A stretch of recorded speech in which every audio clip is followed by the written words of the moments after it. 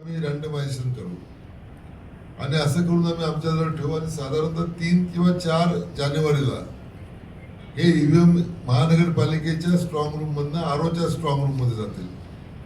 आरोचे जे strong room आहे ते 9 ठिकाणी आम्ही शाळा घेतलेल्या आहेत. त्या शाळांमध्ये आरोचे स्ट्रॉंग रूम असेल तर शाळांची यादी मी तुम्हाला देतो. त्या ठिकाणी तिथं आरो जे आहे ते आपलं सगळं 3 तारखेला फायनल झालं चिन्ह वाटप की 6-7 तारखेला तिथे ईव्हीएम ते तयार करतील उमेदवारांचे जे नावं वगैरे त्याच्यावर लावून आणि नंतर 14ला आपलं ते ईव्हीएम परत स्ट्रॉंग रूम मधनं मतदान केंद्रावर जातील. मतदान केंद्रावर जाऊन 15 तारखेला रात्री आरोच्या स्ट्रॉंग रूम मध्ये म्हणजे शाळेमध्ये ते सगळे ईव्हीएम येतील आणि सगळे ईव्हीएम जमा झाल्यावर रात्री बॅलेट पेपर अकाउंट त्यांची जे काही आरोची जी म्हणजे प्रिसाइडिंग ऑफिसरची डायरी घेऊन सर्व ईव्हीएम मुख्यालयामध्ये येतील आणि 16 तारखेला सकाळी आपली ती काउंटिंग होईल. तर अशा प्रकारे ईव्हीएमचं राहील. दुसरं तुम्हाला सांगायचं आहे की आम्ही पेड न्यूज बाबत एक कमिटी केलेली आहे. तर पेड न्यूज पसरवताना किंवा पेड न्यूज घेताना सर्वांनी काळजी घ्यावी अशी माझी विनंती आहे. त्यानंतर प्रेसला माझं आव्हान आहे की धर्म, जात, भाषा किंवा वंशाच्या आधारे द्वेष पसरवणाऱ्या बातम्या पसरू नका. उमेदवारांच्या चारित्र्यावर आक्षेपार्ह खोटे किंवा अप्रमाणित आरोप करू नका. प्रसार माध्यमांनी कोणत्याही उमेदवार किंवा पक्षाकडून आर्थिक लाभ, भेटवस्तू किंवा अन्य सवलती स्वीकारू नये असं इलेक्शन कमिशनने गाईडलाईन काढलेली आहे. त्याचे मी तुम्हाला पुरवतो. यानंतर सगळ्यात महत्वाचं तुम्हाला मतमोजणी केंद्रावर जाता येईल, मतदान केंद्रावर पण जाता येईल. त्याच्यासाठी तुमच्याकडनं आम्ही अर्ज मागवतोय.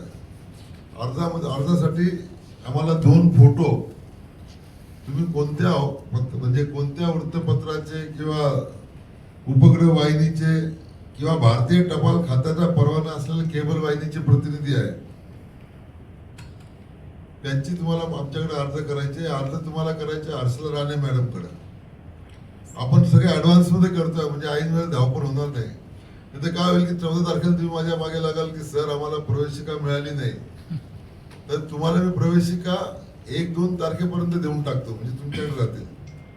तर मी असा डिसिजन घेतलेला आहे की प्रवेशिका दोन प्रकारच्या राहतील. एक प्रवेशिका जी आहे ती फक्त तुम्हाला मतदानाच्या दिवशी वापरता येईल 15 तारखेला. त्या प्रवेशिकेने तुम्हाला मतदान केंद्रातून प्रवेश अनुज्ञा असेल. पण मतदान केंद्रात जरी प्रवेश अनुज्ञा असला तरी मतदान करताना तुम्हाला फोटो काढता येणार नाही किंवा ते बघता येणार नाही. ती गोपनीय तुम्हाला राखावी लागेल. त्या जो 15चा जो पास आहे तो 15ला 1 दिवसाकरताच व्हॅलिड आहे. सकाळी 7 वाजेपासून चालू होईल आणि मतदान संपेपर्यंत तुम्हाला तो किंवा इथे जे रिसिव्हिंग सेंटर पर्यंत तुम्हाला तो वापरता येईल. तो मतमोजणी केंद्रासाठी राहील. मतमोजणी केंद्र इथेच आहे. त्या पासवर पण तुम्हाला इथे मतमोजणी केंद्रात येता येईल, मतमोजणी बघता येईल. त्या ठिकाणी मी असेल तुम्ही असाल त्याच्यामध्ये काही प्रश्न नाही. आता प्रवेशिका मिळवण्याकरता इलेक्शन कमिशननी गाईडलाईन्स घालून दिलेल्या आहे. त्या मी तुम्हाला सांगतो की राज्य शासनाच्या यादीवरील अ, ब व क वर्गातील दैनिक वृत्तपत्राच्या 2 प्रतिनिधींना आम्ही पास देऊ. राज्य शासनाच्या यादीवरील साप्ताहिकाच्या एका प्रतिनिधीला पास मिळेल म्हणजे मतदानाच्या दिवशी पण आणि मतमोजणीच्या दिवशी पण. उपग्रह वाहिनीच्या प्रत्येकी 2 आणि कॅमेरामनला 1 असे 3 लोकांना पास मिळेल. यानंतर भारतीय टपाल खात्याचा परवाना असलेल्या केबल वाहिनीच्या एका प्रतिनिधीला आणि एका कॅमेरामनला त्यांना पास मिळेल. वर नमूद व्यतिरिक्त युट्यूबर, ऑनलाईन वृत्तपत्र, संकेतस्थळ, सोशल मीडिया हँडलर इत्यादी कुठल्याही प्रतिनिधीला व कॅमेरामनला प्रवेशिका देता येणार नाही असं इलेक्शन कमिशनने कळवलेलं आहे. तर तुम्ही अर्ज जे आहे ते परवापासून सोमवारपासून द्यायला सुरुवात करा.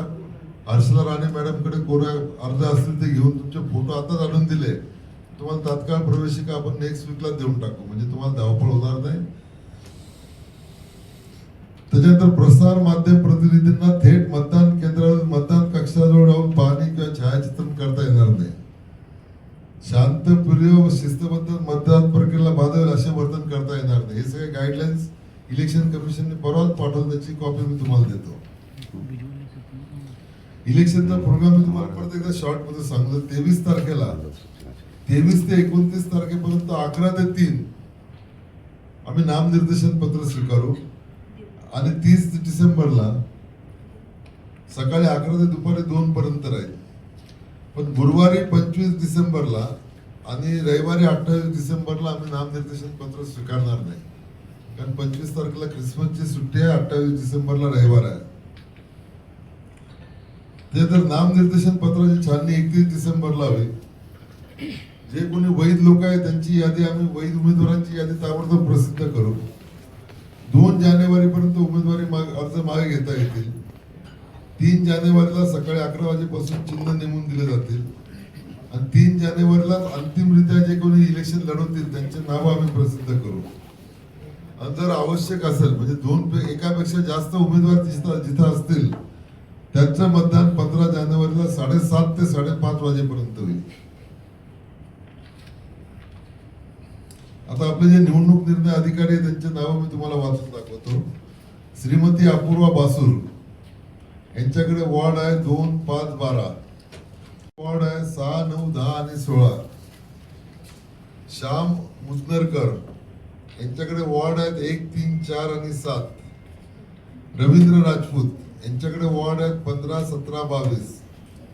विशाल खत्री यांच्याकडे वॉर्ड आहेत 11, 13, 14. संदीप चव्हाण यांच्याकडे वॉर्ड आहे 8, 18, 19. महेश सागर यांच्याकडे वॉर्ड आहेत 20, 21, 27. शिरीष कुलकर्णी यांच्याकडे वॉर्ड आहेत 23, 24, 26. आणि स्वप्नील तागडे यांच्याकडे वॉर्ड आहे 25, 28, 29. याच्याशिवाय आपण महानगरपालिकेमध्ये आदर्श आचारसंहिता कक्ष स्थापन केलेले आहे. आपण बॅनर काढायची मोठ्या प्रमाणात कारवाई केलेली आहे. आपल्या SSC टीम जे आहे म्हणजे जे काही नाके बसतील ते नाके 2-3 दिवसामध्ये सगळ्या ठिकाणी बसतील. ज्या रस्त्याने महानगरपालिकेच्या क्षेत्रात प्रवेश होईल त्या ठिकाणी पोलीस आमच्या लोकांनी व्हिडिओ कॅमेरामन यांचे नाके साधारणतः रविवार सोमवारपासून आपण सुरू करूया. यांनी तयार केलेले सावंतांनी. सावंत आपल्या आचारसंहितेचे प्रमुख आहे. काही तक्रार असेल त्यांच्याकडे करायची. त्याच्यानंतर मतदान केंद्रावर मनुष्यबळ पुरवणे आमच्याकडे याद्या सगळ्या आलेल्या आहेत आणि आता आम्ही त्यांच्या ऑर्डर त्यांना सर्व करणार आहोत 1-2 दिवसामध्ये. त्यानंतर स्ट्रॉंग रूम EVM तर मी तुम्हाला सांगितलेलं आहे. वाहतुकीचंही आम्ही आपल्याच बसेस शक्यतो वापरू. त्यानंतर जनजागृती रॅली पण आम्ही काढणार आहे. वैद्यकीय सुविधा पण देणार आहे. त्याच्यानंतर मतदार यादीसाठी पण नोडल ऑफिसर नेमलेला आम्ही प्रत्येकाच्या घरी स्लिप वाटणार आहोत. त्यांचं नाव कोणत्या मतदान केंद्रामध्ये आहे.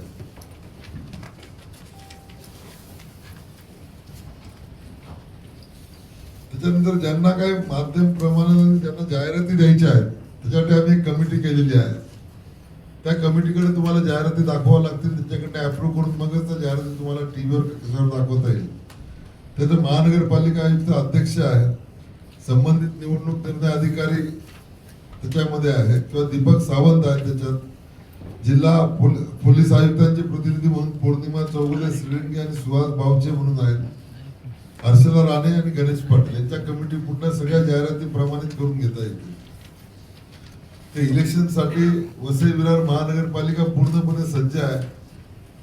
हे सगळं मी जे सांगितलं याचं मी तुम्हाला PDF ची कॉपी ऑनलाईन आता पत्रकार परिषद संपल्यावर देतो. आता आपले काही प्रश्न असतील किंवा पोलिसांना काही सांगायचं असेल तुमच्या बंदोबस्त बद्दल सांगा आणि मग नंतर यांचे प्रश्न आपण घेऊ. आपण जे आहे व्हीलचेअर उपलब्ध करून दिलेली आहे, रॅम्प उपलब्ध करून देणार आहोत मतदान केंद्रावर. सर असे दिव्यांग मतदार काही आयडेंटिफाय झालेत का की एवढ्या संख्या आहे का आपल्याकडे? असं संख्या आता आयडेंटिफाय नाही केली पण जितके येतील तर आपण व्हीलचेअर प्रत्येक ठिकाणी एक ठेवतो. त्या प्रत्येक मतदान केंद्रावर प्रत्येक बिल्डिंग मागच्या वेळी घरोघर पोहोचून त्याला सोयी दिली गेली असा काय बंद झालेला आहे? घरोघरी जाऊन काय करायचं? आपण जे आहे मतदान घरी जाऊन तर होणार नाही. याच्यामध्ये लोकसभा विधानसभेला असतं. पण याच्यामध्ये जे आहे की जे आमचे BLO आहेत ते प्रत्येक घरी जाऊन स्लिप वाटतील. त्यांचं मतदान केंद्र कोणतं आहे, त्यांचा अनुक्रमांक कोणता आहे. पण दिव्यांग जे आहे ते दिव्यांगाबरोबर जो कोण जोडीदार असेल त्याला पण इलेक्शन कायद्याप्रमाणे मतदान केंद्रामध्ये प्रवेश करता येतो. तर दुबार मतदार यादीतून किती निघाले, काय असं काय अंतिम यादीमध्ये काय? म्हणजे आतापर्यंत किती लोक दुबार मतदार यादीमध्ये टोटल आपले 52,000 मतदार आपण शोधलेले आहेत. त्यांचे 2 स्टार आहेत. 2 स्टार मध्ये आम्हाला जवळपास 24,000 मतदारांचे पत्ते कालपर्यंत मिळालेले आहेत. आम्ही सोशल मीडियावर पण आवाहन केलं की कॉन्टॅक्ट करा. ते सगळं कॉन्टॅक्ट करून किंवा आम्ही शोधून काढून 24,000 लोकांचे नावं आमच्या म्हणजे ऍड्रेस आलेले आहेत आणि त्यांचे फॉर्म भरून घ्यायचं काम चालू आहे आमच्याकडे. आणि मग बाकीचे उरलेले मतदान त्या वेळेला मतदान करणार किंवा कसं? उरलेले जे आहे ते मतदान केंद्रावर जाऊन त्यांना हमी पत्र भरावं लागेल, त्यांना ओळख प्रूव्ह करावं लागेल आणि त्याच्यामुळे त्यांना विलंब लागेल मतदानाला. त्याच्यामुळे ज्यांचे ऍड्रेस आम्हाला मिळाले, ज्यांनी आम्हाला आत्ताच सगळं दिलेलं आहे, त्यांचं व्हेरीफाय झालेलं आहे, त्यांना मतदानाला कोणती अडचण येणार नाही. पण याबाबत एक राजकीय पक्षाने न्यायालयात दावा केला, याबाबत काय परिणाम होण्याची काय शक्यता किंवा कसं काय? नाही, न्यायालयाच्या निकालाबद्दल तुम्ही काही सांगू शकत नाही. पण ज्या राजकीय पक्षाने असा दावा केला त्यांनी आमच्याकडे पण तक्रार केली होती की 80,000 बोगस वोटर आहेत. त्यांना मी सगळ्यांना हिअरिंगला बोलवलं होतं. हिअरिंगला बोलून त्यांना विचारलं की तुमची तक्रार नेमकी काय? हे 80,000 नावं मला द्या, या 80,000 लोकांचे पत्ते द्या, शोधून मी चेक करून ते दुबार आहे की बनावट आहे. बनावट असतील तर नावं त्याचं काय करायचं ते इलेक्शन कमिशनशी सल्लामसलत करतो.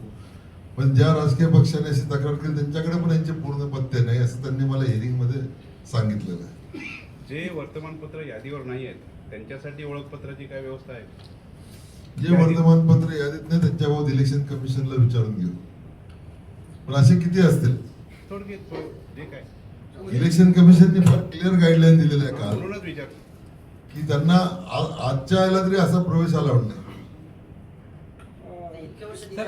70% यादीवर नाही अशी वृत्तपत्र असते. नाही, इलेक्शन कमिशनला मी संदर्भ करतोय, तुम्हाला आम्ही देतो. मागणी करतो तुमच्या संघटना. मी इलेक्शन कमिशनला पाठवतो. काल जे आलेलं आहे का आपल्याकडे आता नाही आतापर्यंत सर्व एक मिनिट तुम्हाला दाखवतो इलेक्शन कमिशनचं राजपत्र.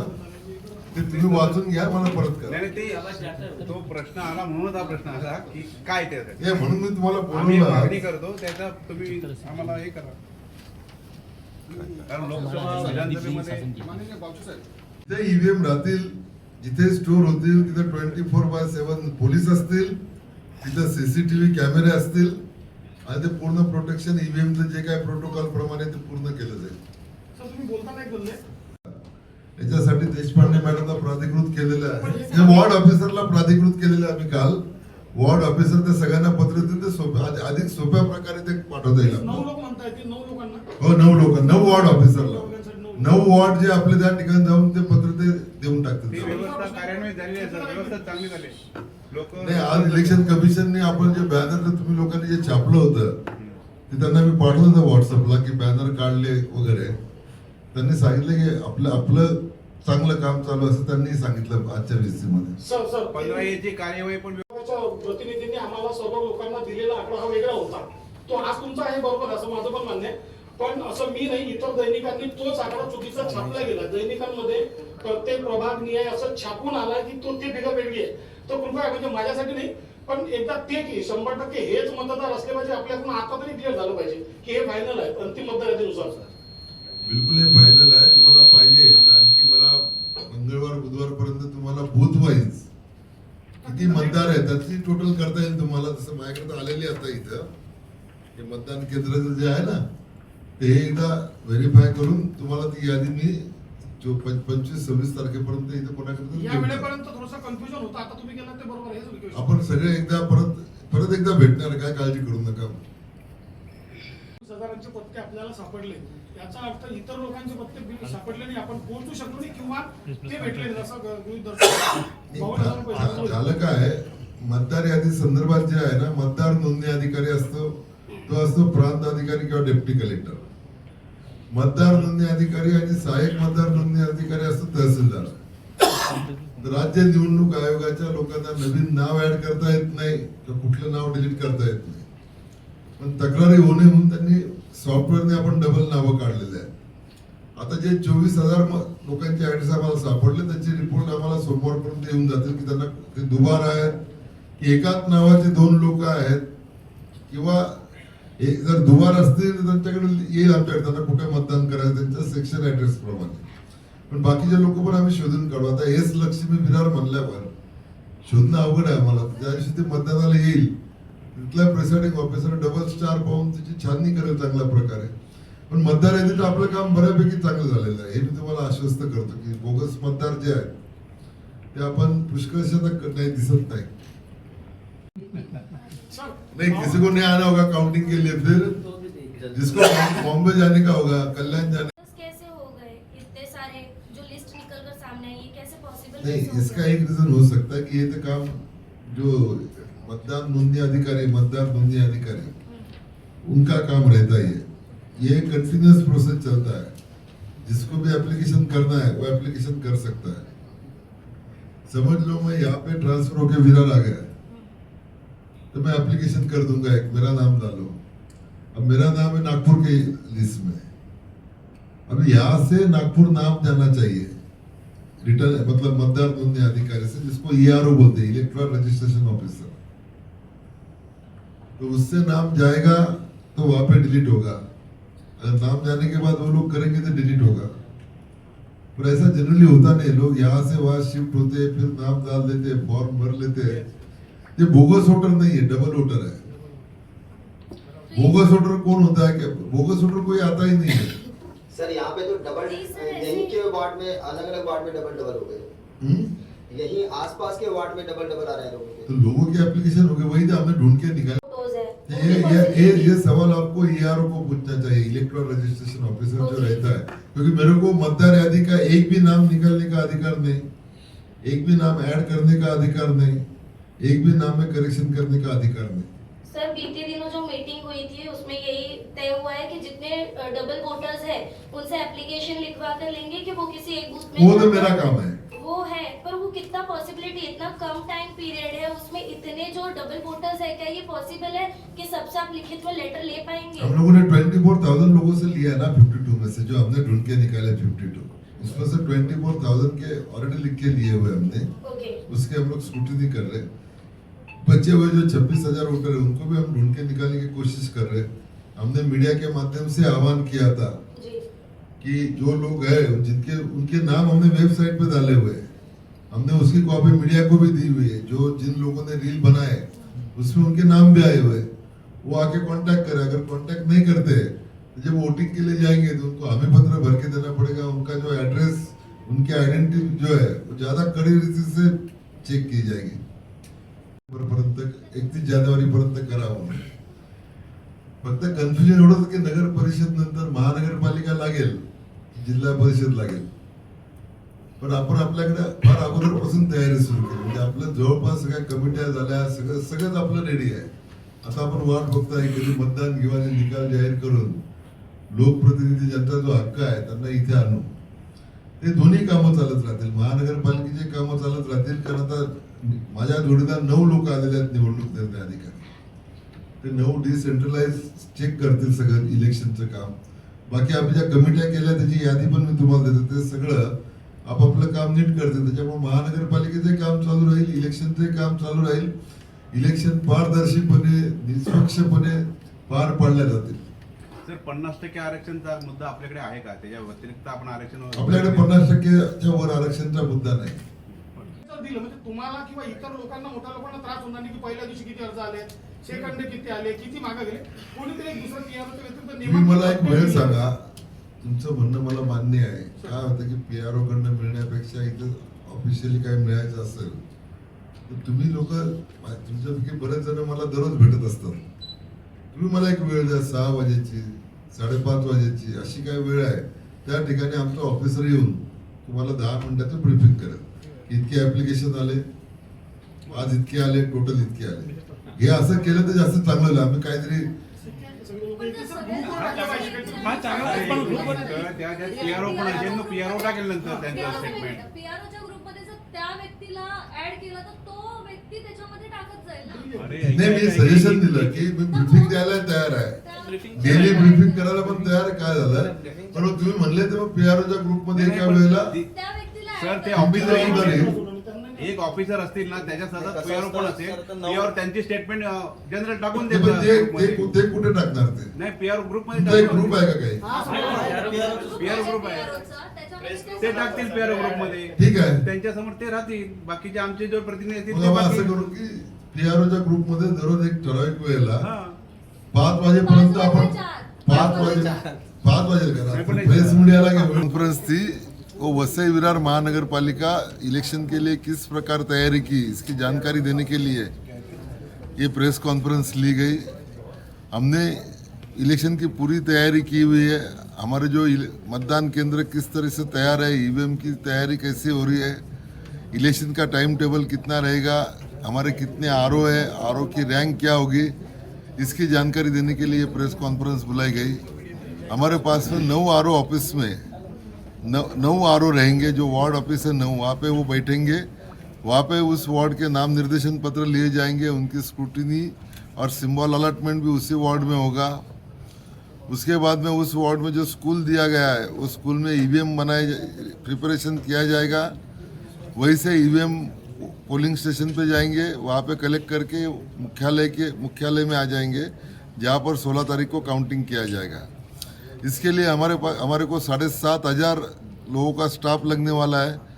ये स्टाफ की जो लिस्ट है वो हमको मिल चुकी है। अभी उनके ऑर्डर बनाने का काम हमारा जारी है। सर, जनता के लिए और लोगों के लिए कुछ दिशा निर्देश है आपके पास?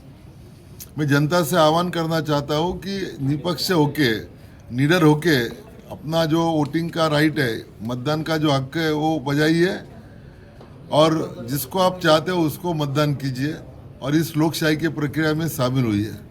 सोशल मीडिया के जमाने में किस तरह के प्रतिबंध है? सोशल मीडिया में आप किसी के बदनामी का जो वीडियो चला नहीं सकते, जात धर्म भाषा भेद, इसके खिलाफ कुछ सोशल मीडिया में आप रील नहीं बना सकते। किसी उमेदवार है उसका चारित्र्य आनंद आप सोशल मीडिया पे बिना वजह नाही। भंग होऊ नये याच्यासाठी आता ज्यापासून आदेश झालेले आहेत 4 नोव्हेंबर 2025 ला शासनाने निवडणूक आयोगाने आदेश पारित केलेले आहेत। त्याप्रमाणे पहिली स्टेप म्हणून आम्ही FST SST या टीम कार्यरत करत आहोत।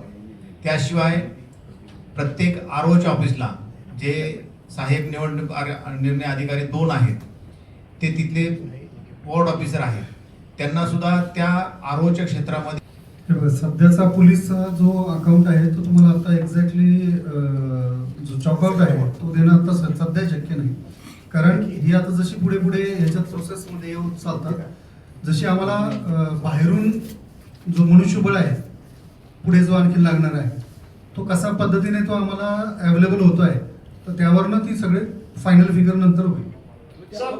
सर आम्हाला कळवण्यात येईल का?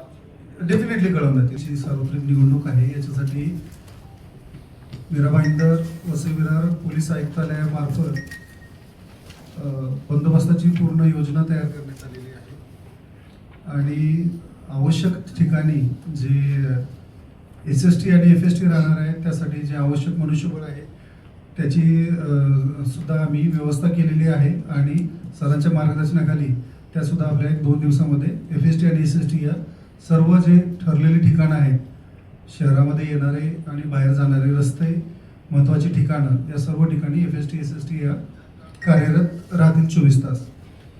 याचबरोबरीने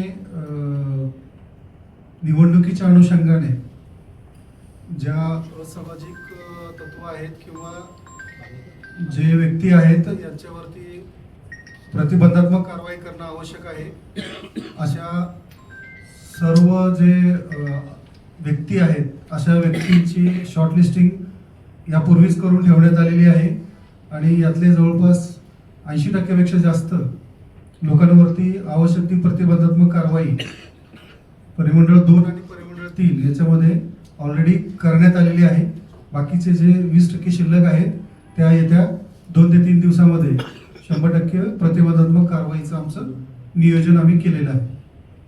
त्याच्याबरोबरीने पोलीस स्टेशन स्तरावरती जे महत्त्वाचे संवेदनशील किंवा कायदा सुव्यवस्थेच्या दृष्टीने महत्त्वाचे असणारे जी ठिकाणं आहेत, विभाग आहेत, तर या सर्व विभागांवरती विशेष लक्ष ठेवण्यासाठी आवश्यक ती आमची जी गोपनीय यंत्रणा असेल किंवा इतर माध्यमातून या सर्वांवरती लक्ष ठेवण्याची व्यवस्था करण्यात आलेली आहे।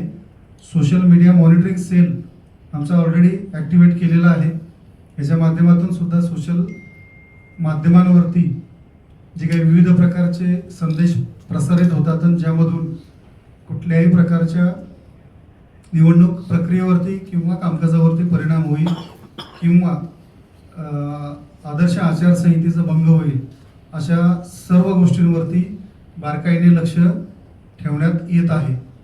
तर याची सुद्धा सर्व आपल्या परिसरातील संबंधित आहे त्या सर्वांनी याची नोंद घ्यावी.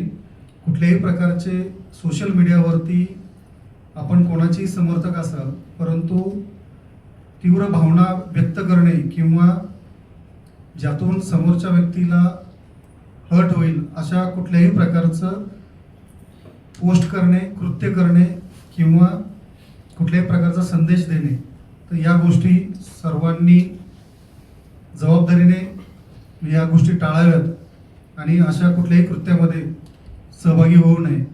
असे जर कृत्य करताना कोणी आढळून आल्यास त्याला जे आवश्यक ते नियम आणि कायदे आहेत त्याप्रमाणे त्यांच्यावरती योग्य ती कार्यवाही त्वरित केली जाईल. याचबरोबरीने सर्वांना म्हणजे आपल्या वसई विरार महापालिका परिसरात राहणाऱ्या सर्व नागरिकांनाही आव्हान आहे की आपल्या परिसरामध्ये असे कुठल्याही प्रकारचे जर चुकीचे काही कुठलेही प्रकार जर आपल्याला आढळून आले पोलीस स्टेशनला, जवळचं जे पोलीस स्टेशन आहे तर यांना माहिती कळवा.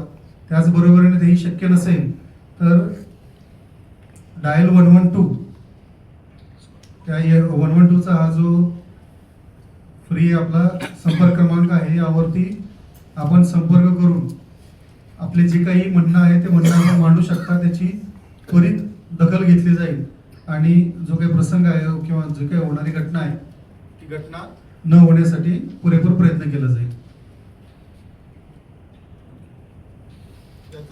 वेगवेगळ्या कारवाई असतात, पैकी एक कारवाई आहे, पैकी एक आहे ते म्हणजे प्रतिबंधात्मक कारवाई करतो म्हणजे सगळ्यांना तडीपार करत नाही.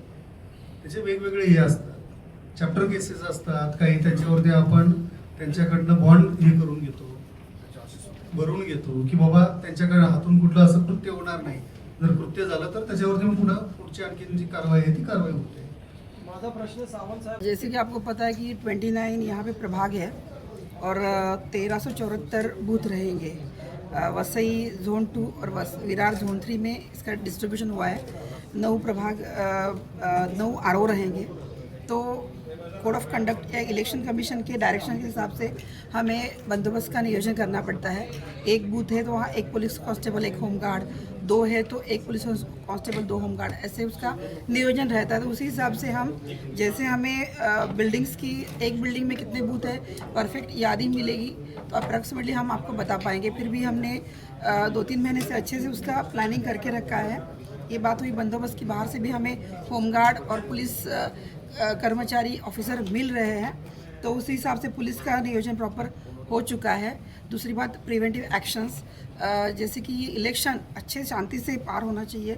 किसी भी इंसान या किसी भी व्यक्ति के हाथों और किसी का वोटिंग का जो राइट है उसको सप्रेस नहीं करना चाहिए.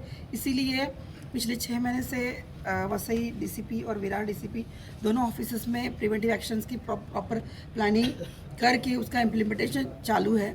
जो व्यक्ति जो कोई क्रिमिनल है वो कुछ करने की आशंका है उसके नाम भी निकाल के रखे गए हैं. कुछ तड़ी पारी के प्रपोजल भी हो गया है और कुछ इन प्रोसेस में भी है. तो पुलिस प्रशासन, मीरा भाईंदर वसई विरार कमिश्नरेट इस इलेक्शन के लिए पूरी तरह से तैयार है. तो जो आपने शॉर्टलिस्ट किया है, इतने आरोपी हैं जिसको तड़ीपार करना है, उसका कोई एग्जैक्ट आंकड़ा है? आंकड़ा ऐसे नहीं बोल सकते. जो नाम हमारे इलेक्शन के हिसाब से हमारे सामने जो कंटिन्यूस, आज भी मेरे पास 2 प्रपोजल आए हैं तो ये फ्लो चलता ही जा रहा है.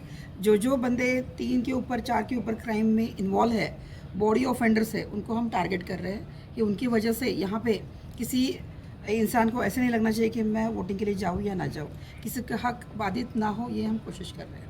नियोजन किया है.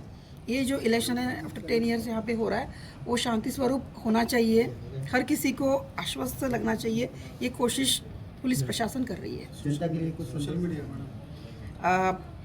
जनता के लिए यही है कि अपना वोट जो है किसी विदाउट किसी भय के, किसी डर से आप आके वोटिंग का अपना राइट अच्छे से निभाएं।